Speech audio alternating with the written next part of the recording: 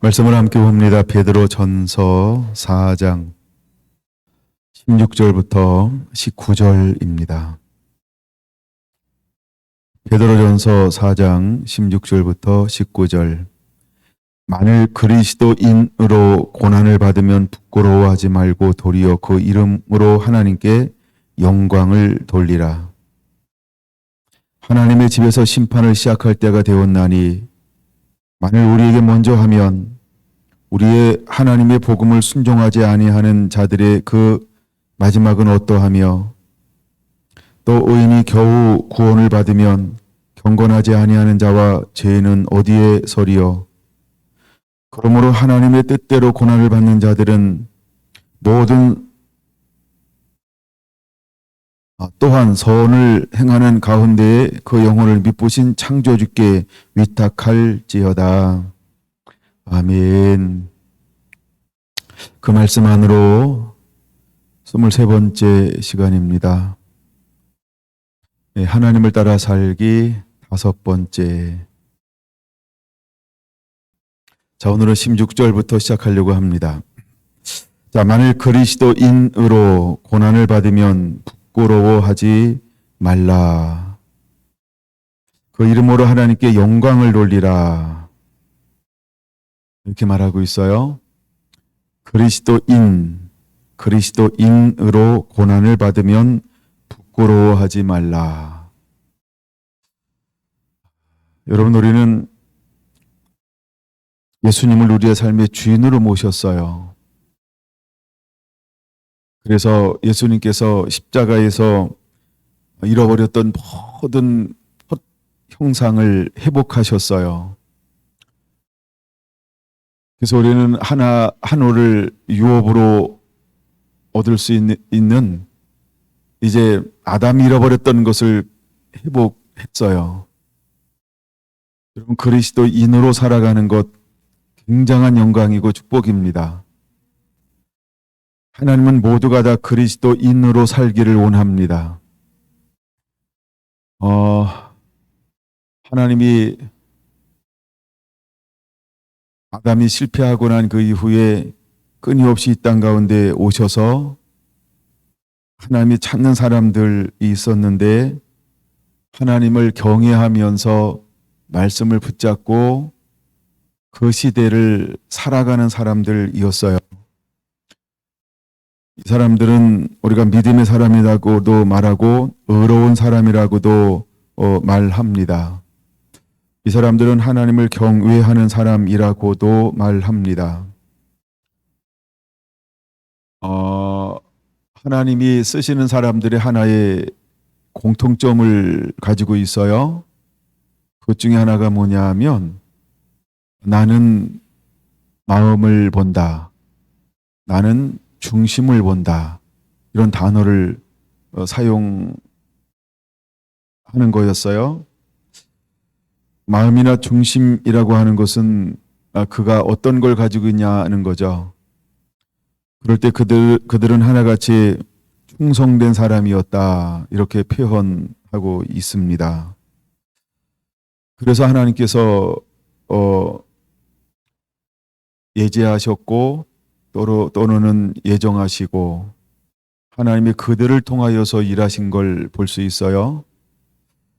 하나님이 우리 각자 하나님이 나를 왜 사랑해 주는가?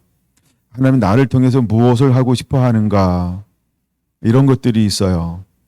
하나님께서 우리를 어느 순간 부르셨어요. 그래서 우리는 지금 현재 우리를 걸어서 뭐라고 부를 수 있냐 하면 그리스도인 이렇게 부를 수 있는 거예요. 그리스도인, 예수님이 내 삶의 주인 된 사람이라는 거예요. 근데 예수님이 주인 된 사람에게 주님이 원하는 것 하나 있어요. 제가 오늘 결론으로 마지막 부분에 다루려고 준비한 건데 제자들을 찾아오셔서 특별히 요한복음 21장 마지막 부분에 있어서 주님이 베드로에게 뭐라고 말씀을 하고 있냐 하면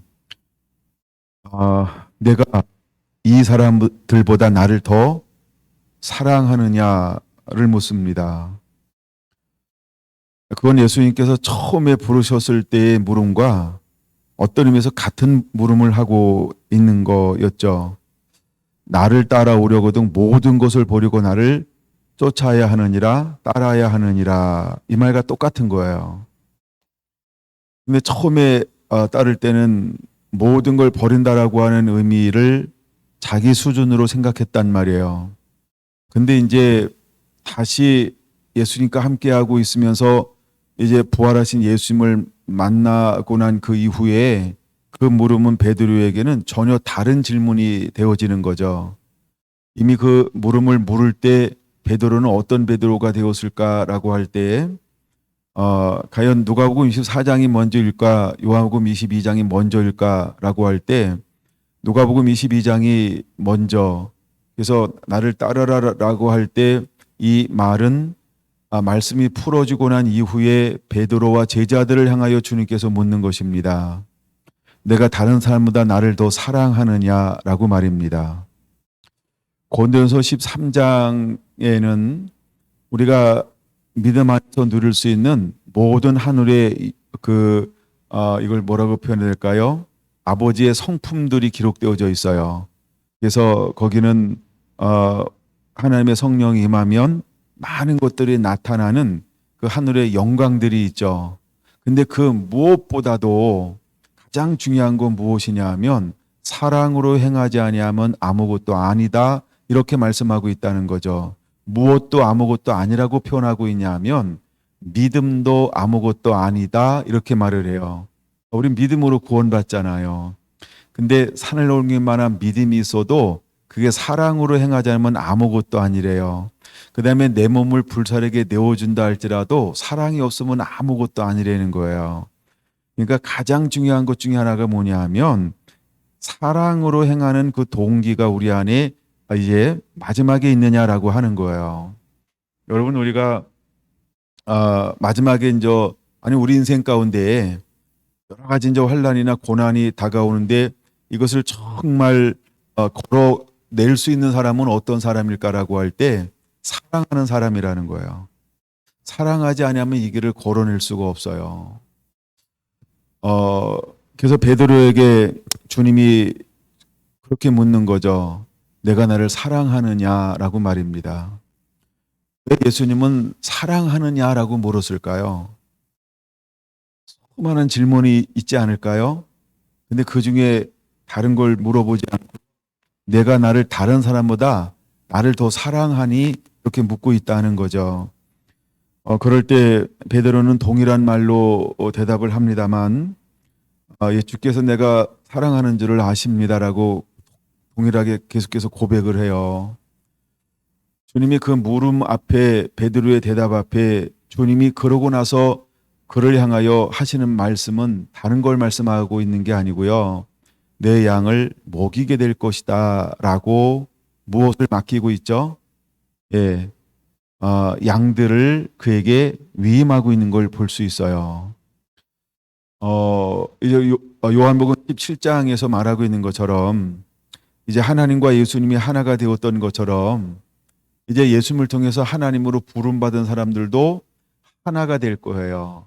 그리고 놀라운 계획은 한 명도 잃어버리고 밀어버리는 것이 아버지의 뜻이 아니라는 거예요.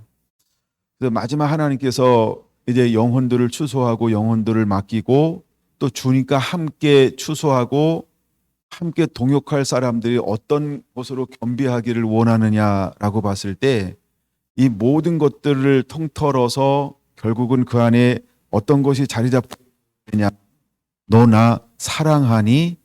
라고 하는 사랑 외에는 아무것도 없는 자라는 거예요. 보통 우리가 이 사랑 그러면 언어에는 아가페라고 번역을 해서 아가페란 단어를 사용하는데 아가페는 어떤 사랑일까? 여러 가지로 우리가 말할 수 있죠. 아가페는요, 이 단어를 한번 사용해 보고 싶어요. 하늘의 밀알이 되어 땅에 떨어져 썩는 것. 이것이 아가페라는 거예요. 그 마지막 때 하나님께서 찾는 사람이 어떤 사람이냐 하면 정말 예수님처럼 하늘의 밀알이 되어서 나를 철저하게 내려놓는데 나를 내려놓는 이유가 무엇일까요? 내 원대로 마옵시고 아버지의 원 뜻대로 되기를 원하나이다 라고 하면서 전적으로 나의 모든 것을 하나님의 손에 위탁했던 것처럼, 물론 19절 마지막 부분에 이렇게 말합니다. 그 영혼을 미쁘신 창조주께 위탁할지어다 라고 하는 것처럼, 하나님은 우리가 사랑함으로 인해서 정말 전적으로 모든 걸 다 하나님께 맡긴 그 사람을 통하여서 하나님이 이제 함께 일하기를 원하실 것인데, 그런 하나님은 우리에게 이제 너 그렇게 날 사랑하니, 그래서 너 하나님의 미랄로 땅에 떨어져서 너 그 준비가 되었니? 그래서 떨어져서 땅에 떨어져 한 미랄이 될 그 사랑을 우리가 겸비하기를 원하고 있는 거예요. 하나님이 수없는 크고 작은 고난이나 연단을 허용하는 이유는 우리를 단련하는 거거든요. 그래서 우리가 믿음의 선한 싸움을 싸우는 법을 가리키고, 믿음의 선한 싸움을 통해서 하나님이 원하는 대로 나를 죽이고 그분을 자꾸 높이고 드러내기를 원하는 겁니다. 그래서 우리가 한 번, 두 번, 세 번 하나님께서 원하시는 수준까지 우리를 끊임없이 무엇을 허용할 것이냐 하면 크고 작은 시련과 연단을 허용할 거라는 거죠. 근데 결국 그것을 통과하고 이겨내면서 품어낼 수 있는 사랑, 마지막 때 아버지의 마음이나 하나님 킹덤, 하나님의 나라를 받아서 이것을 열어놓을 사람은 결국 어떤 사람이 되어야 하냐는 거예요. 여러분, 이 사람들은요, 예수님이 그랬던 것처럼 또 수많은 믿음의 사람들이 실제로 그 길을 걸어갔던 것처럼 사랑하는 사람이어야 한다는 거예요. 그러니까 사랑이라고 할 때 나보다 주님을 더 사랑하는 사람이라는 거예요. 나보다 주를 더 사랑하는 거예요. 나보다 하나님의 나라를 더 사랑하는 거예요. 나보다 하나님의 뜻을 더 사랑하는 거예요. 마지막 때 하나님께서 쓰고 찾는 사람들은 어떤 사람이냐 하면 바로 그런 사람들을 하나님은 찾고 있는 거예요. 그래서 우리에게 크고 작은 것들을 끊임없이 허용하시게 될 거라는 거죠. 근데 여러분, 이 사람은 우리가 일컬을 때 그리스도인이라는 거예요. 이제 예수님이 주인 된 사람이라는 거죠. 자기를 부인되고 십자가를 질 수 있는 준비가 된 사람이요.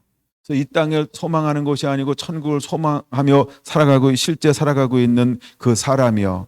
그래서 이 땅에서 하나님의 거룩함을 나타내면서 아버지의 마음을 가지고 기꺼이 그것을 흘려보내는 그 사람이요. 여러분, 우리가 그리스도인으로 산다라고 하는 것, 이것은 이제 사랑하며 살겠습니다 하면서 사랑으로 그 길을 걸어가는 자여야 한다라고 하는 것입니다. 하나님은 사람들을 부르시고 난 다음에 그에게 무엇을 보았을까? 여러분, 충성됨이라고 하는 속에 어떤 것이 들어가 있을까?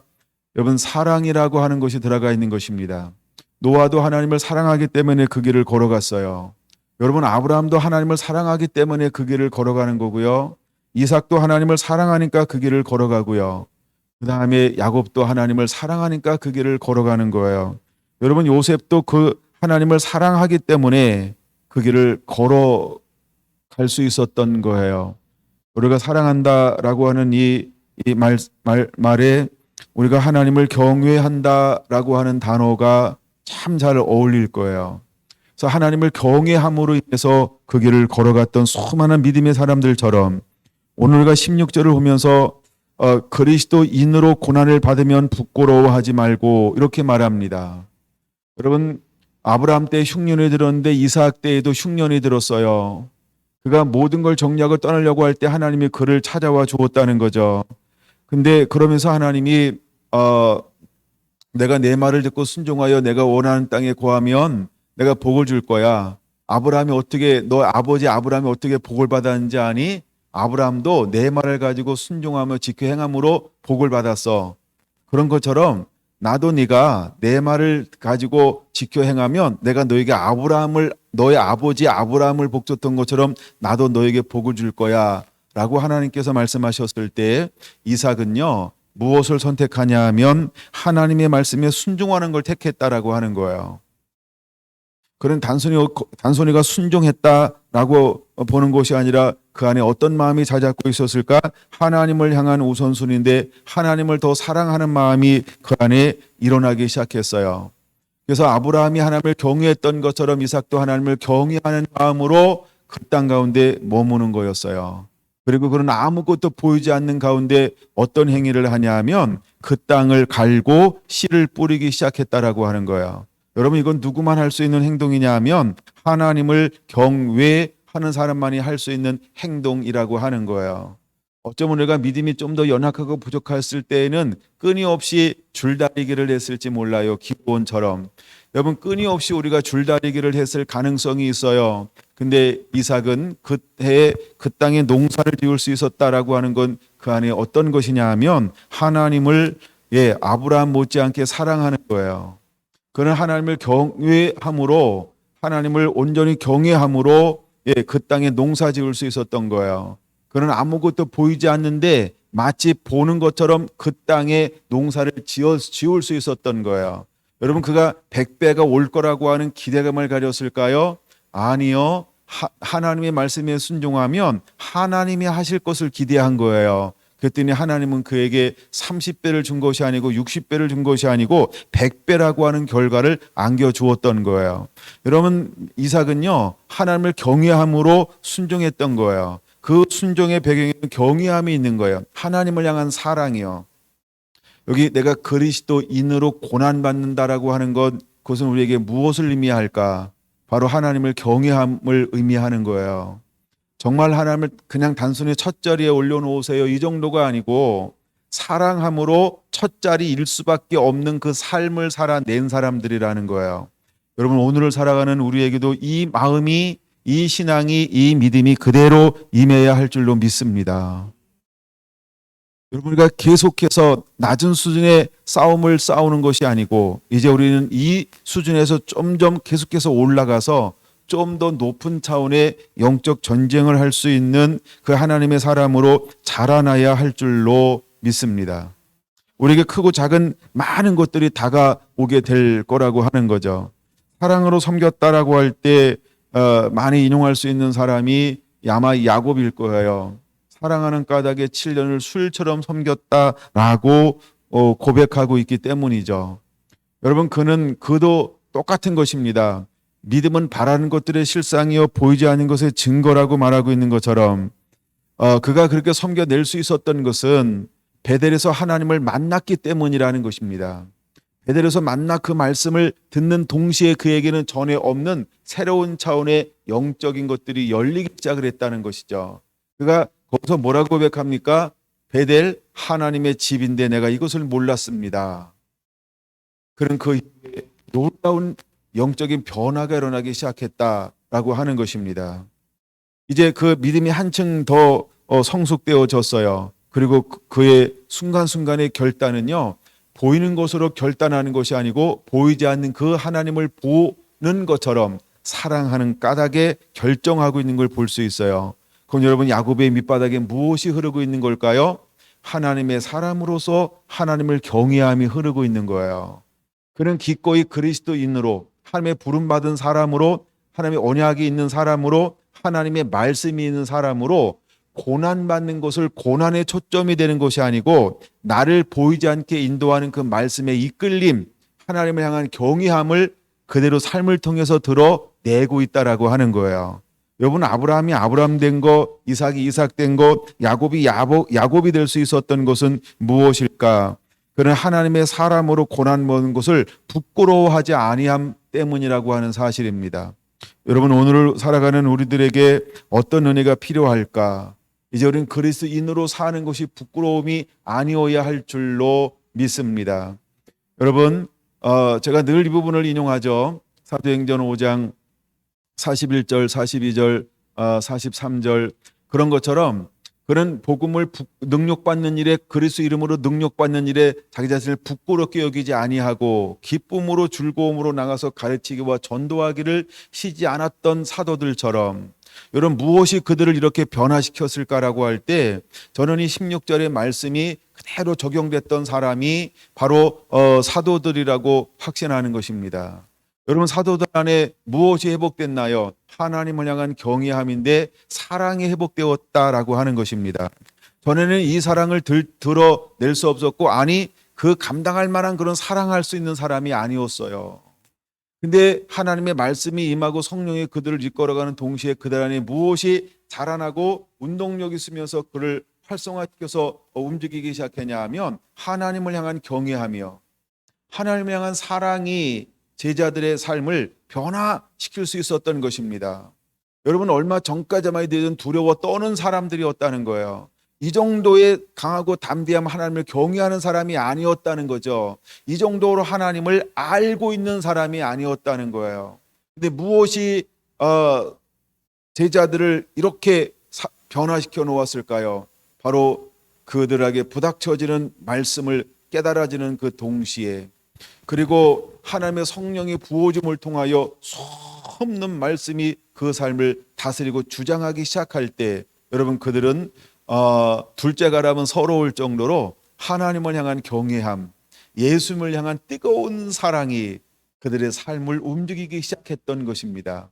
그래서 우리가 너희들의 말을 듣는 것보다 부활하신 예수 그리스도 누구의 말을 듣는 것이 더 옳은가 너희들이 판단하라 하면서 그들은 주저하지 않고 멈추지 않고 강하고 담대하게 내가 만난 예수 그리스도 이분을 증거할 수 있게 되었다라고 하는 겁니다. 무엇이 이들을 강하고 담대하게 만들어냈을까? 바로 그분을 향한 경외함, 그 사랑이라는 거예요. 여러분, 우리 안에 그런 사랑들이 마음껏 풀어지고 부어지게 되기를 예수님의 이름으로 축원을 드립니다. 제가 찬양하다가 그런 마음이 들었어요. 마태복음 28장 마지막 부분을 좀 읽어주면 좋겠다. 뭐 이런 거. 누가복음을 또다시 마지막 부분을 한번 읽어주면 좋겠다. 20절이나 21절. 이 마지막 부분에 나오는 것들이 하나같이 무엇이냐 하면 바로 그리스도인으로 고난받는 것을 부끄러워하지 않고 하나님은 그리스도인으로 가면서 내가 가야만 하고 또 그 길을 걸어가야만 하나님이 일하실 수 있는 거, 너를 통하여 하나님이 일하겠다라고 하는 놀라운 약속들이 기록되어져 있다라고 하는 것입니다. 근데 이것이 12사도로 끝나는 것이 아니고 사도행전 20 마지막이 몇 장이죠? 28장에도 동일하게 기록되어져 있다는 거예요. 그가 수없이 가서 복음을 증거할 때 여러분 아직도 그들에게 허용되지 않는 것이 안약에 허용되지 않았다는 거죠. 그래서 들을 수 있는 눈과 볼 수 있는 눈과 깨달을 수 있는 마음이 온전히 허락하지 않았다는 거예요. 그가 수없이 가는 곳들마다 이방인대로 돌아오고 디아스포라 흩어졌던 유대인들이 돌아오는 것처럼 보이지만 여전히 그들이 가는 곳에 어떤 사람들이 더 많았을까요? 핍박하는 사람들, 박해하는 사람들, 정죄하는 사람들, 끊임없이 그를 압제하는 사람들이 더 많았다라고 하는 거예요. 그들이 깨닫지 못합니다. 듣지 못합니다. 수용하지 못합니다. 그럼에도 불구하고 마지막 사도 바울은 뭐라고 고백한다고요? 거침없이 담대하게 복음을 증거했다라고 그는 고백하고 있다라고 하는 겁니다. 무엇이 그 길을 걸어가게 만들었을까? 바로 이 말씀 때문이라는 거예요.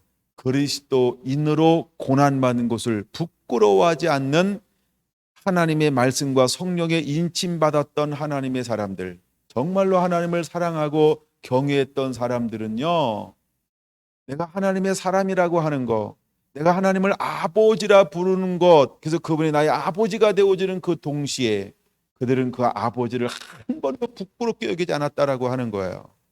이것이 내가 가지고 있는 복음이어야 할 줄로 믿습니다. 이것이 내가 가진 복음이어야 할 줄로 믿습니다. 그럴 때 여러분, 우리는 이것을 자신 있게 선포할 수 있는 자로 일어날 수 있는 거예요. 여러분, 우리가 그렇게 주의 손에 붙들려 쓰임받는 하나님의 사람들이 되기를 예수님의 이름으로 축복을 드립니다. 너무 멋진 사람들이에요. 너무 멋진 길을 걸어갔던 사람들이에요. 근데 주님께서 오늘도 저와 여러분들을 통해서 그 길을 걸어가라, 그렇게 말씀을 하고 있다라고 하는 것입니다. 저는 요한계시록을 보면서 그런 생각을 한번 해봤어요. 요한계시록 3장을 한번 볼까요? 요한계시록 3장 빌라델피아 교회가, 빌라델피아라는 그 이름은 너무 멋있어요. 형제사랑, 허이 브라더 이러잖아요. 누가 그러던데. 근데 하여간 이 형제 사랑하는 교회라는 이름을 가졌어요. 근데 이 빌라델피아 교회는 어떤 교회냐면 특징이 적은 능력을 가졌다는 거예요. 적은 말씀, 적은 능력을 가졌다라고 하는 거예요. 그럼에도 불구하고 이 교회에 하나님께서 무엇을 허용했냐 하면 많은 환난을 허용했다라고 하는 거예요. 그럼에도 불구하고 이 교회는요, 인내의 말씀을 지켰다 이렇게 말씀하고 있어요. 그 말씀을 가지고 인내했다는 거예요. 그러니까 자기가 가지고 있는 전부를 사용해서 동서남북 사방에서 다가오는 모든 고난과 압력과 핍박과 조롱, 모든 복음의 환난을 이겼다라는 거예요. 흔들리지 않은 거예요. 타협하지 않은 거예요. 포기하지 않았어요. 다른 생각을 먹지 않았어요. 내가 하나님의 사람으로, 내가 그리스도인으로 걸어가는 것을 한 번도 부끄러워한 적이 없어요. 여러분, 이 교회가 어떤 교회라고요? 빌라델피아 교회예요. 왜 여러분 우리가 같은 마음을 가지고 동정하며 사랑하며 왜 우리가 그 8가지를 해야 되는지 그걸 보여주고 있는 교회가 빌라델피아 교회라고 하는 걸 다시 한번 생각해 보시기를 바랍니다. 그랬더니 하나님께서 빌라델피아 교회에 하나님이 무엇을 주냐 하면 내가 성전의 기둥이 되게 하리라 라고 하는 놀라운 말씀을 그 교회에 선포하고 있다라고 하는 거죠. 제가 오늘 말씀을 준비하면서 빌라델피아 교회에게 어떤 분이 말씀을 하는가에 대해서 갑자기 이렇게 다시 한번 은혜가 됐어요. 그래서 7절 보면 어떤 분이 빌라델피아 교회를 향하여서 편지를 보내고 있죠. 거룩하고, 두 번째 신실하사, 세 번째 다윗의 열쇠를 가지신 이, 이렇게 설명하고 있다는 거예요. 여러분, 빌라델피아 교회를 향하여서 편지를 보내시는 분은 거룩하고 신실하사 다윗의 열쇠를 가지신 분이라고 말하고 있습니다. 여러분가 다윗의 열쇠 그러면 우리가 저는 마태복음 16장이 생각이 났어요. 마태복음 16장 한번 보겠습니다. 마태복음 16장 너희는 나를 누구라고 하느냐라고 할 때 이제 하나님의 영이 임해서 베드로에게 계시를 열어주었어요. 그래서 주는 그리스도시요 살아계신 하나님의 아들이라고 하는 신앙의 고백을 하는 것입니다. 그러니까 하나님이 내게 어떤 분인지를 정확하게 알고 그것을 영으로 고백하면서 내 신비에 흔들리지 않을 수 있는 이 심장에서 우러나오는, 아니 내 영에서 우러나오는 그 고백을 했을 때 육을 따라가지 않고 영으로 하나님을 따라 살게 하려 함이니라라고 할 때 하나님을 따라가는 사람 많이 고백할 수 있는 것, 주는 그리스도시요 살아계신 하나님의 아들입니다라고 하는 고백이라는 겁니다. 그러면서 동시에 하나님께서 베드로에게 놀라운 축복을 선포하고 있다는 것이죠. 내가 교회를 세울 것이다라고 말입니다. 교회를 하나님을 세우겠다는 거예요. 그럼 오늘 이 시대를 살아가는 저와 여러분이 하나님을 모시는 초소가 되어서 이제 어떤 교회로 세움을 입어야 할까? 음부의 권세가 이기지 못하는 교회가 되어야 할 줄로 믿습니다. 여러분, 우리의 정체성을 알아야 합니다. 신앙 고백에 세워진 교회는 음부의 권세가 이기지 못하는 교회다라고 말입니다. 그러면 밖에서 어떤 환난이, 고난이, 역경이 다가온다 할지라도 내가 그리스도인이기 때문에 다가오는 믿음 때문에 어떤 고난이 다가온다 할지라도 여러분, 우리가 정체성이 분명하게 서 있어야 합니다. 음부의 권세가 이기지 못한다. 할렐루야. 그런 건가요? 음부의 권세가 이기지 못한다. 이거 우리가 명확하게 믿음으로 가지고 있어야 한다는 겁니다. 믿음 안에 가지고 있어야 합니다. 그래서 정체성을 이렇게 정의하는 거예요. 그리스도인으로 라고 말입니다. 이게 우리의 정체성이어야 한다는 거예요. 그리스도인으로. 할렐루야. 그 다음에 두 번째, 하나님께서 놀라운 계획을 가지고 있어요. 그게 뭐냐 하면 18절, 19절 내가 다윗 천국의 열쇠를 내게 주리니 이렇게 말하고 있어요. 여기 천국의 열쇠를 주겠다라고 할 때 이것은 다윗의 열쇠, 천국의 열쇠를 하나님께서 주겠다는 겁니다. 누구한테 주겠다는 거예요? 신앙 고백이 분명한 자에게 주겠다는 거예요. 그럼 베드로전서 4장 16절로 말하면 뭐라고 표현할 수 있을까요? 그리스도인. 할렐루야. 여러분, 그에게 하나님께서 무엇을 주겠다는 거예요? 천국의 열쇠를 주겠다는 것입니다. 할렐루야. 이제는 우리에게 놀라운 권세와 능력이 있어요. 여러분, 우리가 풀면 하늘에서도 풀리고요, 우리가 닫으면 하늘에서도 닫게 될 거예요. 할렐루야. 하게 풀고 닫고 열고 닫을 수 있는 권세를 하나님이 우리에게 부어 주었다는 것입니다. 그러므로 우리는 그리스도인이라고 하는 이 사실을 기억하시게 되시기를 바랍니다.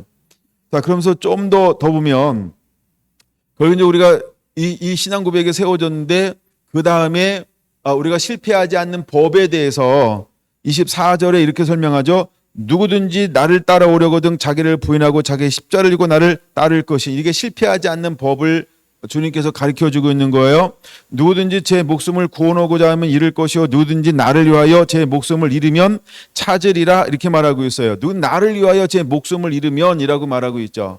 우리가 복음을 끝까지 붙잡으라는 거야. 예수님을 끝까지 붙잡으라고 하는 거예요. 사람이 만일 온 천하를 얻고도 제 목숨을 잃으면 무엇이 유익하리요? 사람이 무엇을 주고 제 목숨을 바꾸겠느냐? 인자가 아버지의 영광으로 그 천일과 함께 올 때 그때 각 사람이 행한 대로 갚으리라 라고 말하고 있습니다. 마태복음 18장 19절 이렇게 말합니다. 진실로 너희에게 이르노니 무엇인지 너희가 땅에서 매면 하늘에서도 매일 것이요 무엇인 땅에서 풀면 하늘에서도 풀리리라. 할렐루야. 여러분, 하나님께서 우리에게 이와 같은 놀라운 은혜를 부어 주었어요. 이거는 그리스도인으로 살아가는 자에게 하나님께서 허락하신 놀라운 축복이라고 하는 걸 믿음으로 취하시기를 바랍니다. 아멘.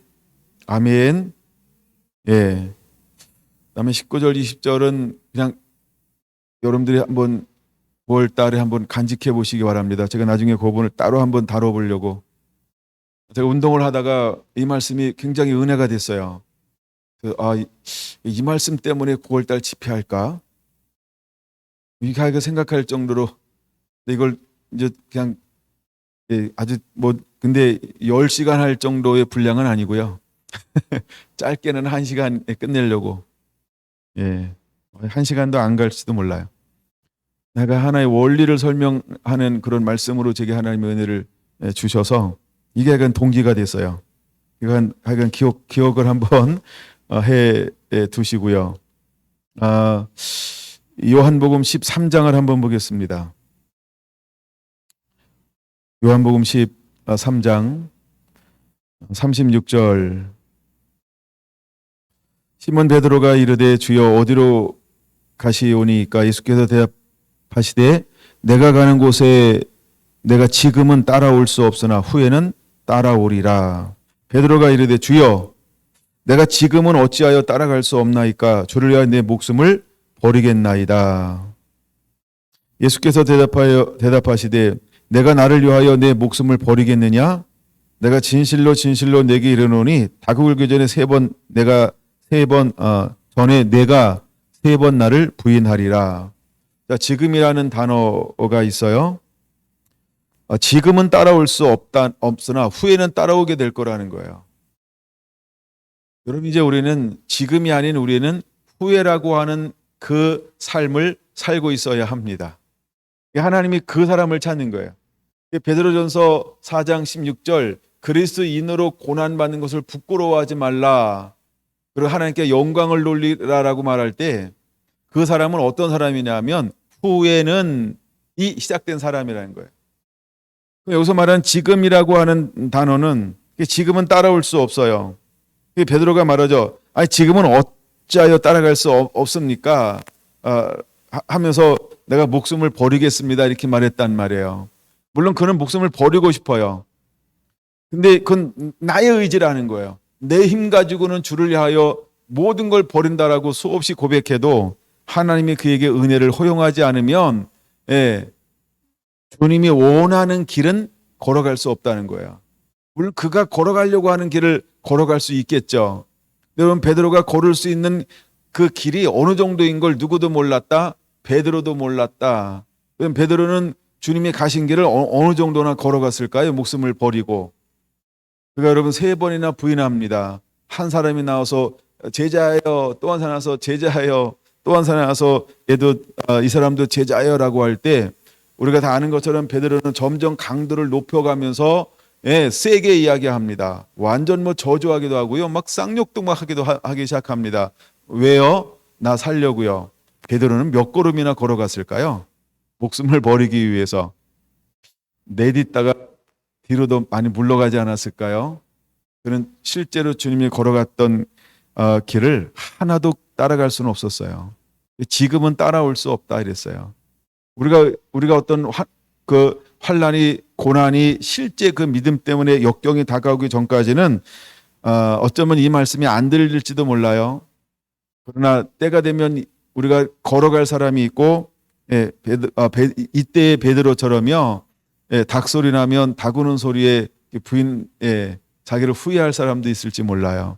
여러분, 그러기 전에 우리가 진짜가 되어야 할 줄로 믿습니다.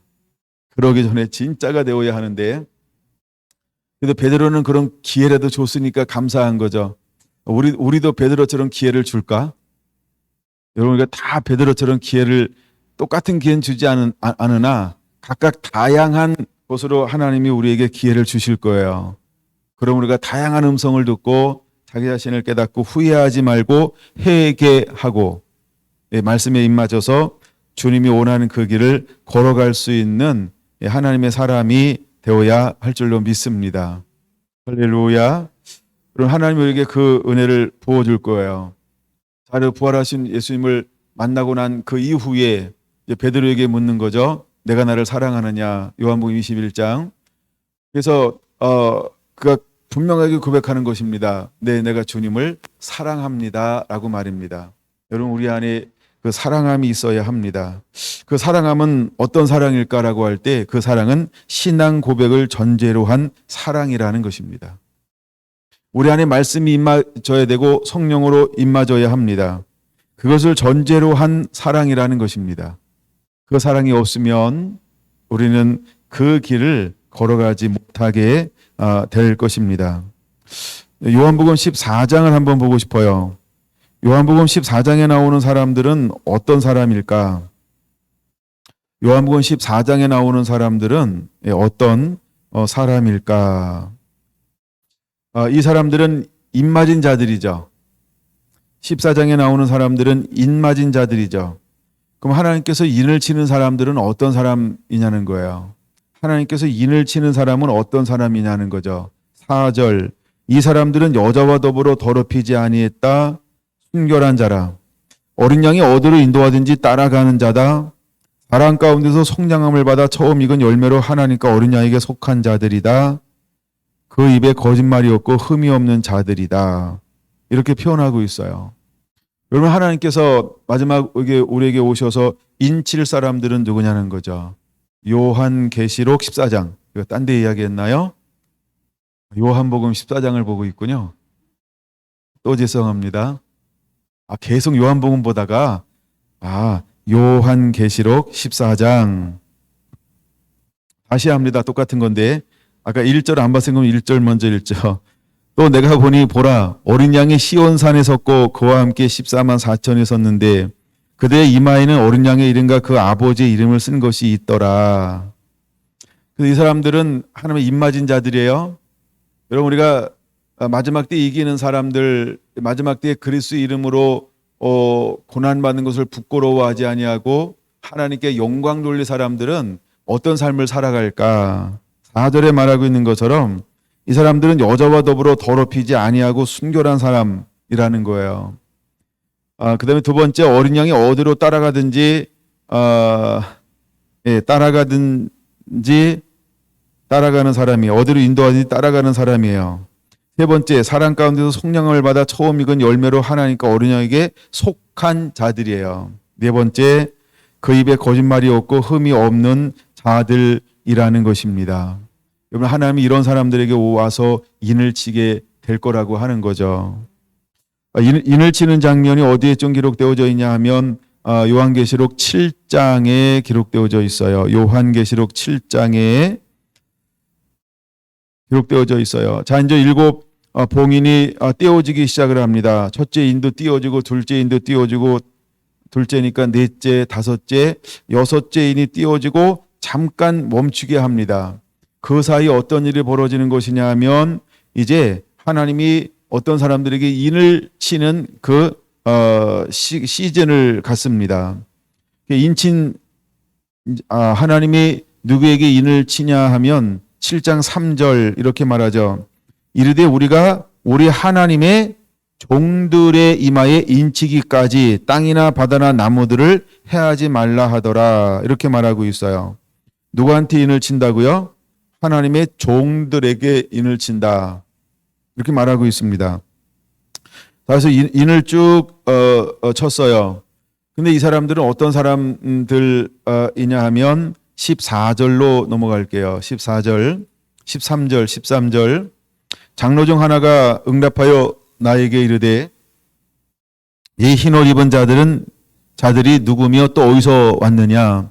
내가 말하기를 내 주여 당신이 아시나이다 하니 그가 나에게 이르되 이는 환란에서 나오는 자들인데 어린 양의 피에 그 옷을 씻어 희게 하였느니라. 먼저 이렇게 표현하고 있어요.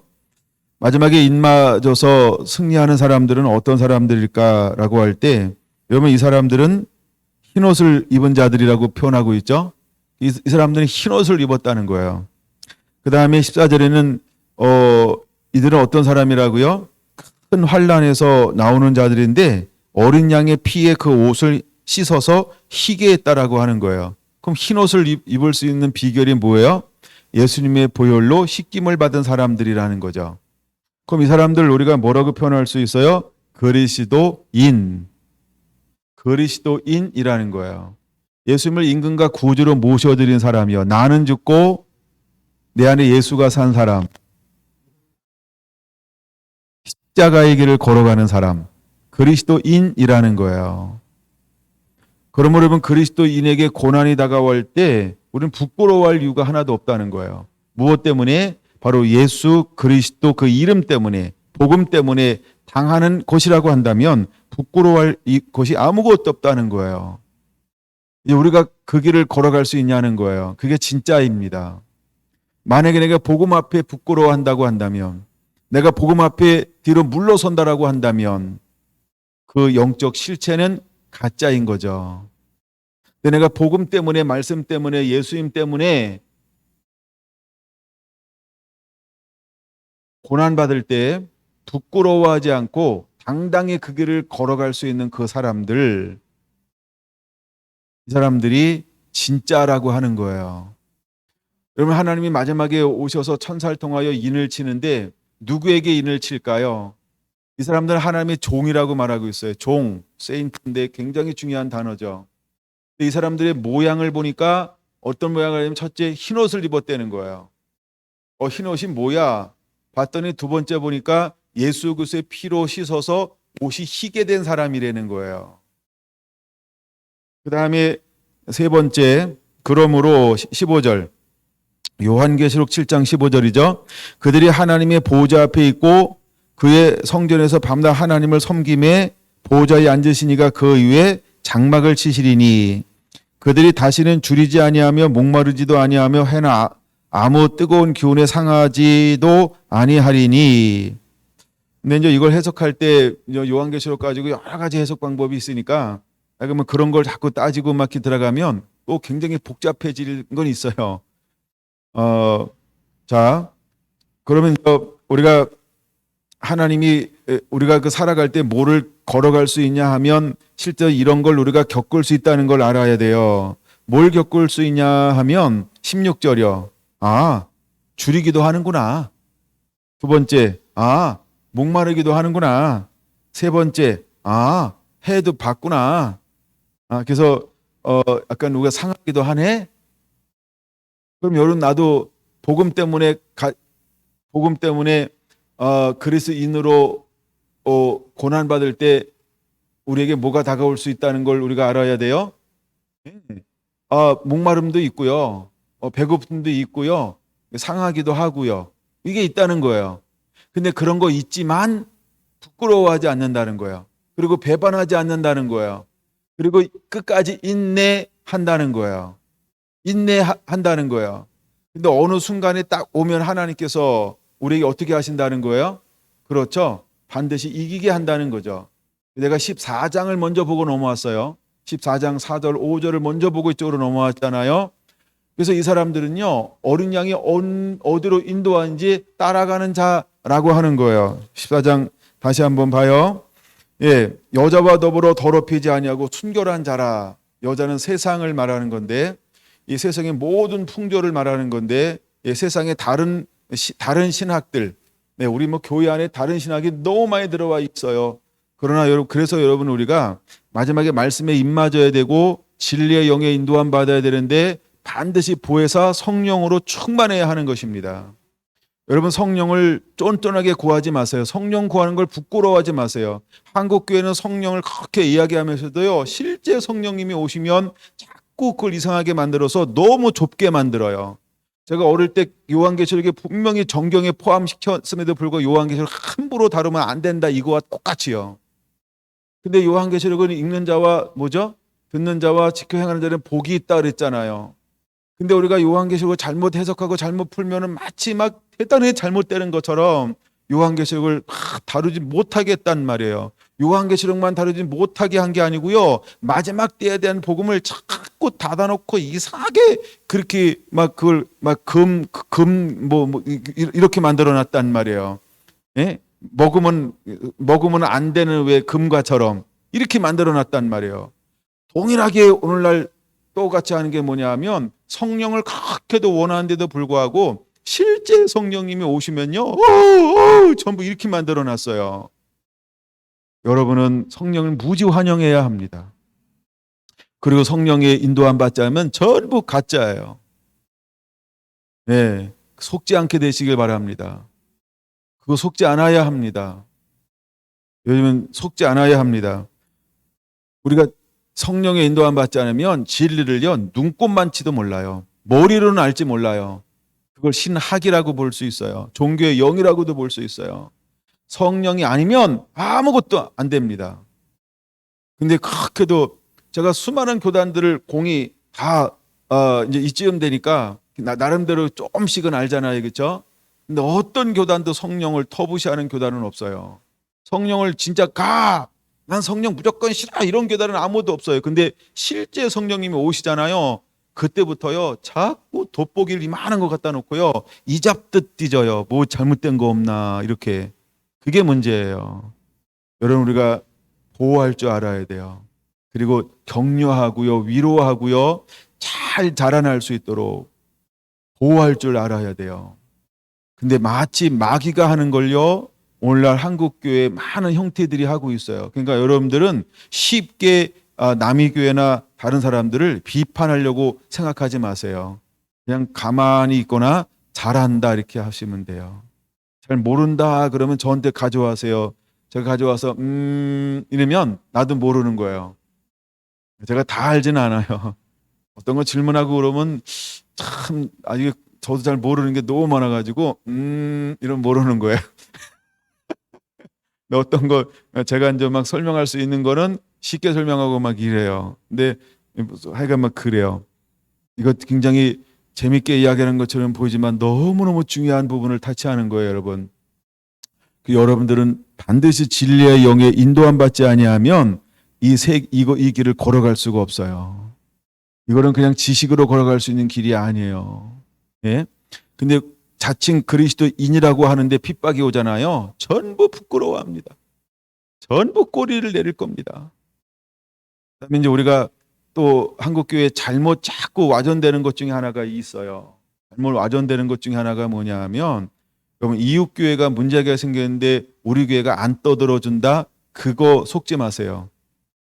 예, 우리 교회 문제 생기면 이웃교회가 다 떠들어주나요? 그러니까 그런 거에도 속지 않게 되길 바랍니다. 여러분, 마태복음 24장을 보세요. 여기 있다 저기 있다 하여도 요동하지 않아야 합니다. 약간 이거는 좀 해석이 많이 필요한 얘기이지만, 들을 끼는 자는 들을지어다. 이건 우리 교회는 없고 저 교회 밖에는 많아요. 예, 그래서 가끔 이제 그런 분들 한번 듣기도 하고 막 이래야 돼요. 예. 그래서 우리가 성령의 반드시 인도함을 받아야 할 줄로 믿습니다. 예, 이건 굉장히 중요한 부분이기 때문에 그렇습니다. 자, 다시 7장 요한계시록 7장이에요. 16절. 그럼 이제 우리에게도 우리도 뭘 통과하게 될 거냐 하면 우리도 뭐 하게 될 것이다? 줄이게 될 것이다. 또 뭘 통과한다? 목마름도 통과할 것이다. 또 뭐도 통과할 것이다? 해나 아무 뜨거운 기온에 상하게 될 것이다. 우리도 그런 걸 통과하게 될 거라는 거예요. 그럴 때 우리가 해야 될 것이 있어요. 부끄러워하지 말라는 거예요. 그때 우리가 물러서지 말라는 거예요. 우리가 그때 배반하지 말라는 거예요. 여러분, 우리가 이것을 통과해야 한다는 거예요. 그럼 이 길을 걸어갈 수 있는 사람이 어떤 사람이냐? 주님을 경외하는 사람만이 걸어갈 수 있어요. 다른 말로 주님을 사랑하는 사람만 이 길을 걸어갈 수 있어요. 사랑에는 놀라운 힘이 있습니다. 근데 하나님이 우리에게 그 사랑을 부어줘요. 그래서 그 길을 걸어가게 만들 거란 말이에요. 여러분, 그 은혜가 하나님이 여러분에게 다 부어주고 있습니다. 그 사랑을 누리시기를 바랍니다. 내가 했다라 자기 의를 내세울 사람이 아무도 없어요. 전부 누가 하냐 하면 이게 하나의 단어가 있는데 지금 제가 이제 새로운 말씀이 하나 주어져 가지고 이거를 준비해서 한번 할까 이런 생각도 있는데 안 할지도 모르고 할지도 모르고 하면 이러니까 그 주제가 하나 뭐냐면 배고픔이라는 거. 배고픔. 영어로는 헝그리. 쉬운 말로는요 거지. 거지요 거지. 거지요 거지. 우리가 거지가 있어요. 거지. 제가 지금 성경을 좀 묵상하고 있는 것 중에 성경에 보면 수많은 거지들이 있어요. 그렇죠? 근데 요한이 아니고 사도행전 3장에 나오는 거지가 있어요. 근데 그 거지는 왜 놀라운 만남을 경험할까요? 네? 거지니까 경험하는 거예요. 근데 그냥 거지가 아니고 무슨 거지일까요? 부지런한 거지요. 내가 안진뱅이다. 내가 태어나서부터 마흔이 가깝도록 평생을 이렇게 살다. 오늘은 쉬자. 그리고 오늘 땡쳤다. 그럼 누굴 못 만났을까요? 그쵸? 베드로와 요한을 못 만나는 거예요. 근데 왜 베드로와 요한을 만나게 될 수 있을까? 그는 그쵸? 눈이 오나 비가 오나 그쵸? 자기 자리를 지키는 거예요. 이 말은 무슨 의미냐 하면 부지런하다라고 하는 거예요. 여러분, 우리 안에 게으르면 예수님이 지나가도 우리가 이 시대에 우리가 게으르면 그 만남을 가질 수 없다는 거예요. 그러니까 이 거지가 할 수 있는, 안진뱅이가 할 수 있는 최고의 자기의 노력은 뭘까요? 그렇죠. 매일매일 정한 시간에 정한 곳에 가 있어야 한다는 거예요. 출근 도장을 찍어야 돼요. 그런 출근 도장을 찍었는데 그 시간이 지난 다음에 누구를 만나는 거예요? 그렇죠. 드디어 만나는 거예요. 그걸 통해서 무엇이 바뀌나요? 삶이 놀라운 변화가 일어나는 거예요. 여러분, 우리 안에 배부른 거지가 있고요, 배고픈 거지가 있어요. 그래서 배부른 거지가 있고 배고픈 거지가 있어요. 제가 오늘도 저희 집에 문을 얌전히 두드리는 분이 왔다 갔는데, 진짜 수개월 만에 대화 한번 나눴어요. 이분은 옛날에 우리에게 상처를 엄청 주고 간 분이기 때문에 줄까 주지 말까 하다가 그래도 또 거지가 돼서 또 왔으니 그래서 하여간 올 때마다 하여간 말없이 드리기는 합니다. 근데 오늘 이렇게 얘기하는 거예요. 좀 더 줄 수 있나요? 약을 사야 되는데 얼마가 더 필요해요. 내가 그랬어요. 그래서 내가 첫 마디 뭐라고 얘기했을까요? 다른 데 가서 달라고 그러면 아마 줄 거예요. 우리는 요것만 줘요 하고 보냈어요. 그리고 제가 첫 발을 옮기면서 아이고, 그래도 참 구하기도 하네. 그래서 이제 다시 들어가서 그분이 요구하는 것을 꺼내가지고 이렇게 이제 동구밭까지 나왔더라고 벌써. 그래서 드렸어요. 제가 더 줄 수 있었던 요인이 뭘까요? 그 사람이 구했다는 거예요. 강청했다는 거예요. 피로를 이야기했다는 거예요. 예, 피로를 이야기한 거예요. 여러분, 그가 나한테 구한 그 액수는요, 큰 액수도 아니고요, 뭐 엄청난 것도 아니고, 근데 중요한 건 그거예요. 그냥 그 얘기를 안 하고 평상시처럼 왔다가 그냥 이렇게 왔다가 가면은 늘 주는 액수를 줬을 거예요. 근데 제가 오늘은 그분이 원하는 액수를 달라고 그러더라고요. 그래, 주자. 오죽하면 우리 관계 속에 천구를 다하나. 뭐 이러고. 예, 그분이 누군지 아시는 분들도 있을 거예요. 그래서 제가 이제 그렇게 했단 말이에요. 여러분, 우리 안에 이제 복음 때문에 여러 가지 이런 것들이 올 거예요. 주림도 있고 목마름도 있고 상함도 있어요. 근데 하나님께서 어느 순간이 딱 지나면 우리에게 우리를 어떻게 인도하여 주실까? 하나님이 우리를 전부 씻어서 깨끗하게 하시고 이제 흰옷을 입혀 줄 거예요. 그리고 17절에 말하고 있는 것처럼요, 어린 양이 우리의 목자가 되셔서 우리를 생명수 샘으로 인도하실 거예요. 그리고 우리의 눈에서 모든 눈물을 씻어 주실 거예요. 그러면 우리가 이곳에 인도함 받기 전에는 우리의 형편도 어떤 형편이 때로는 될 수 있다. 내가 예수님의 이름 때문에 고난받는데 줄일 수 있다. 너무 속상하고 힘들고 아플 수 있다. 그리고 목마를 수 있다. 그러니까 여러분, 고난이 왔을 때 고난이 다 비껴만 가는 게 아니고 내 몸을 간통할 수도 있다. 할렐루야. 근데 이때 우리가 어떻게 하냐는 거예요. 몸을 간통하지만 가장 중요한 게 뭘까요? 그렇죠? 내가 하나님을 향하여서 어떤 마음 중심을 가지고 있느냐라는 거예요. 내가 이 그리스도 때문에 고난받는 것을 부끄러워하는가? 아니면 그리스도 이름 때문에 고난받을 때 사랑함으로 아브라함처럼, 이삭처럼, 야곱처럼, 사도 바울처럼 내가 주님을 바라보는 걸 선택할 것인가? 여러분, 이것이 굉장히 중요하다라는 겁니다. 그럴 때 하나님께서 우리에게 베드로전서 4장 16절에 말씀하고 있는 것처럼 무엇을 얻게 한다라고 말씀을 하고 있죠? 도리어 그 이름으로 하나님께 영광을 돌리라. 할렐루야. 여러분, 우리가 예수 그리스도 이름 때문에 우리가 하나님께 영광을 돌릴 수 있는 그 삶이 우리 안에 그대로 일어나야 할 줄로 믿습니다. 이제 하나님은 저와 여러분들을 통해서, 또한 예수 그리스도의 이름으로 고난받는 걸 통해서 하나님은 저와 여러분들을 통해서 하나님의 부흥의 주역으로 또 사용하기를 원하십니다. 네, 오늘도 영상 하나를 준비했는데 한번 보고 마무리를 하려고 합니다. 1906년 4월 9일 LA 보니브레이 거리에 있는 한 집에 모여 기도하던 시모와 사람들에게 성령이 임하시고 몇몇은 방언을 말하는 역사가 일어났습니다.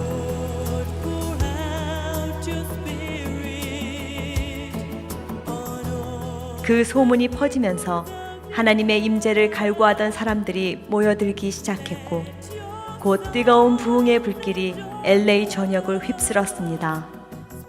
며칠 만에 모여든 수많은 사람들로 인해 아주사 거리의 한 낡은 창고 건물로 옮겼고, 그곳에서 4월 14일 부활주일 첫 예배를 드리면서 더 강력한 성령의 임재가 나타났습니다. 죄의 용서와 성령 세례, 그리고 치유를 강구하는 사람들의 회개와 애통의 눈물이 넘쳤습니다.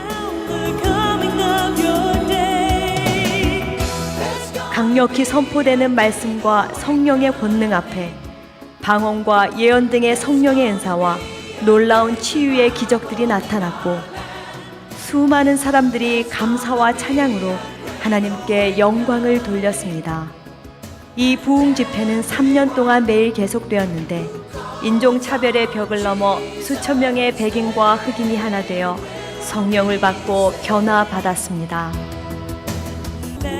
나아가 이 부흥의 불길은 미 전역과 캐나다, 유럽, 남미, 아프리카, 아시아로 확산되어 1907년 평양 부흥을 비롯하여 세계 부흥운동에 불을 지폈으며 오늘날 6억에 이르는 오순절 교인들이 생기게 되었습니다.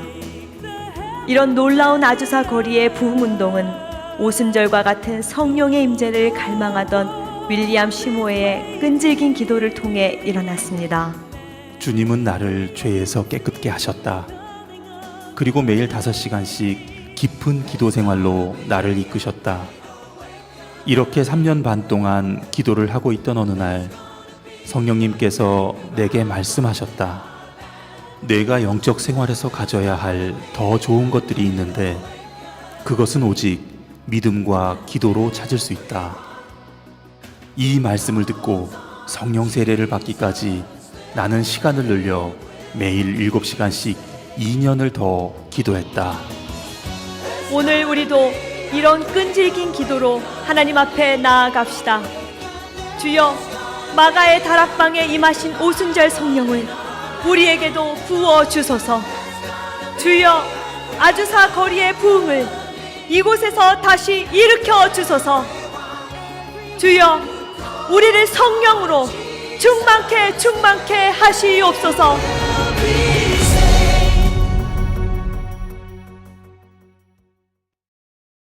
오랜 세월 동안 하나님 앞에 거룩함과 정결을 가지고 또 부흥을 달라고 기도하기 시작을 했어요. 하루에 수시간씩, 그래서 5시간까지 늘어나게 되었고, 중간중간 하나님께서 말씀도 주셔서 다시 그 말씀을 붙잡고 또 더 기도하기 시작을 했고, 근데 그 시대 상황이 어떤 시대 상황이냐 하면, 여러분 윌리엄 시모가 피부 색깔이 어떤 색깔인지 아시죠? 네, 그는 흑인이었다는 거예요. 그 당시 1900년대 초 흑인은 노예죠. 인종차별이 극심하던 그때 하나님이 어떤 사람을 통해서 미국이라고 하는 땅에 부흥의 불길을 시작하셨냐 하면 가장 낮은 곳에서 하나님이 시작하셨다는 거예요. 백인도 아니고 가장 낮은 곳에서 전 세계의 이 새로운 그 하늘의 문을 여는 부흥의 도화선으로 가장 낮은 곳에서 그렇게 하나님 앞에 씨름했던 그 한 사람을 통하여서 하나님이 하늘의 문을 열어 주었어요. 뭐 부흥의 주역들이 많이 있습니다.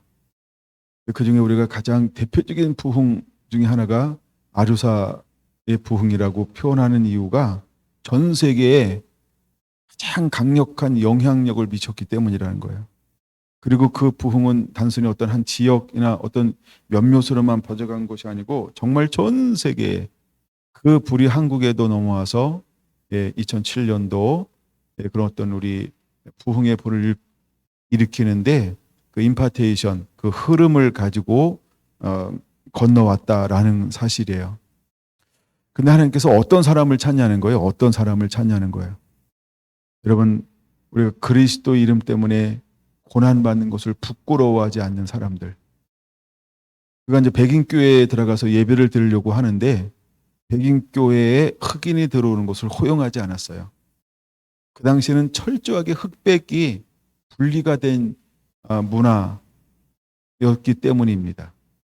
그래서 저들이 정말 찢어지고 가난하고 상한 마음을 가지고, 그러나 그 안에는 많은 원한이나 그 어떤 아픔이나 어떤 미움이나 증오나 이런 걸 가지고 기도한 게 아니고 하나님을 향한 애통하는 마음, 이 땅을 향한 애통하는 그 마음, 그 마음을 가지고 기도하기 시작을 했어요.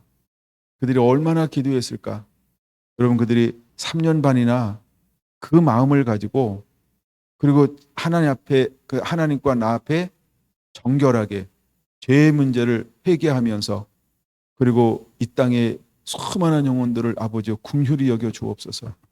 애통과 긍휼의 마음을 갖고 가난한 심령을 가지고 기도하기 시작했다는 거예요. 여러분, 하나님의 그들이 준비되어지는데 걸린 시간이 3년 6개월이었어요. 이거 준비되어지는 시간이 3년 6개월인 거예요. 하나님의 부흥의 불을 주었을 때 그들이 담아낼 수 있는 기간이 3년 6개월이었던 거죠. 그들이 뭐 처음부터 준비가 안 됐으니까 영광을 담아낼 수 있는 준비를 쭉 하셨겠죠. 그 다음에 영광을 주면 그들이 어떻게 이 영광을 다룰 것인가, 또 하나님께 그거를 또 나름 준비하셨겠죠. 그래서 하나님의 때가 될 때 하나님의 아주사골이 그들이 모여서 기도하는 그곳에 하늘의 문을 열어 주었다는 거예요. 여러분, 우리가 복음 때문에 고난이 왔을 때 이제 우리가 준비되어져 있어야 합니다. 부끄러워하지 아니하는 것. 내가 그리스도인인 걸 부끄러워하지 않는 것. 내가 신앙인이라고 하는 걸 부끄러워하지 않는 것. 이미 여러분, 우리는 보지 않았나요? 내 얘기일 수 있고 이웃의 이야기일 수 있고 우리의 이야기일 수도 있어요. 여러분들이 그리스도인인 걸 부끄러워하지 않게 되기를 예수님의 이름으로 축원을 드립니다. 이제